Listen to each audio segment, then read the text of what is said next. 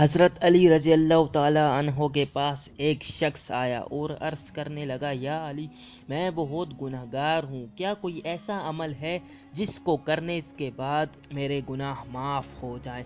تو حضرت علی رضی اللہ تعالیٰ عنہ نے فرمایا، اے شخص، تم کرنے کے بعد کی بات کر رہے ہو، اللہ اتنا رحمان و رحیم ہے کہ وہ ایک عمل ایسا ہے جس کو تم کرنے کے لیے جاؤ گے تو اللہ کرنے سے پہلے ہی تمہارے گناہ معاف کر دے گا۔ اس شخص نے کہا، یا علی، وہ عمل کون سا ہے؟ تو حضرت علی رضی اللہ تعالیٰ عنہ نے فرمایا، اے شخص، وہ عمل نماز ہے۔